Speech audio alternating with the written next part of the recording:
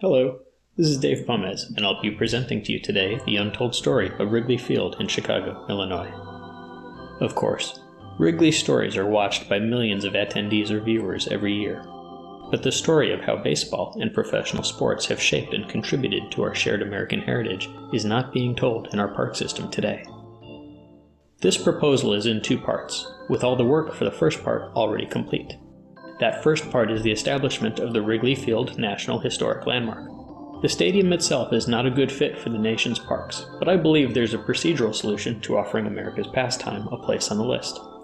That solution is to establish the remainder of the property footprint as the Wrigley Field National Historic Site. The influential character of Wrigley is diverse. There's its history, constructed in 1914 and playing host to 3 teams between 2 leagues. There's 108 years between Cubs' World Series wins, 4 years longer than the Park Service has existed.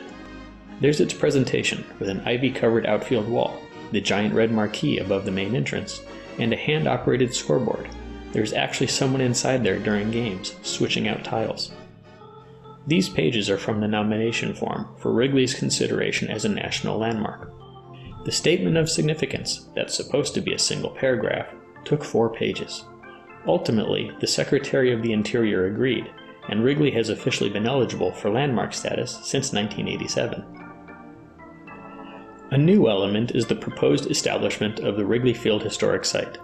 A historic site is a rare distinction, but Wrigley speaks directly to the cultural impact of baseball and professional sport. Pioneering radio broadcasts made the Cubs the team of the Midwest, and a 100-year title drought made it a showcase of perseverance and sportsmanship. Wrigley has an existing involvement with the National Park Service, and has worked with them through renovations to maintain landmark eligibility. That existing relationship can be built upon in a learning experience for the Park Service ahead of future such unconventional arrangements. The establishment of the site is expected to be welcomed by both city residents and general fans of the sport.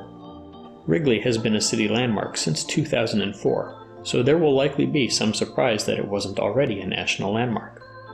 Recognition of the park should also be welcomed by the team's professional peers for the benefit of association. Wrigley, after all, is a sum of those teams as well.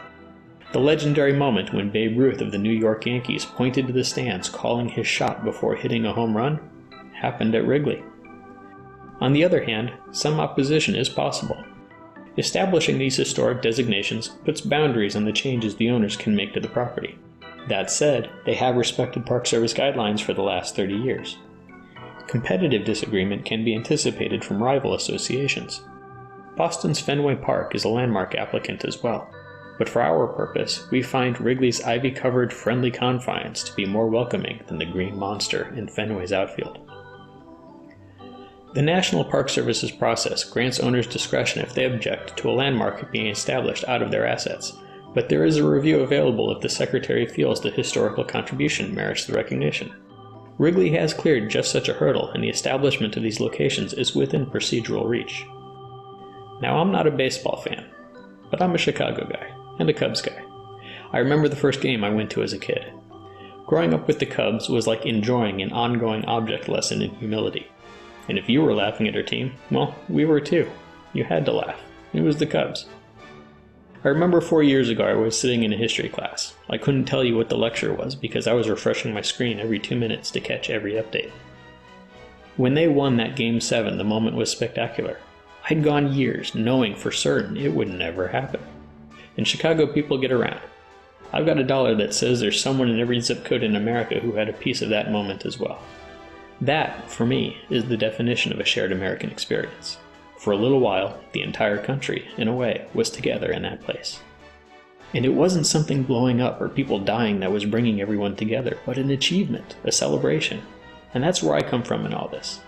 Something special came out of that building, but what made it special was the 100 years of shared experiences that came before. A single building that could house so much, that could enable so much, is no less essentially American than Gettysburg or Yosemite. Thank you all very much. Enjoy your finals, enjoy your summer.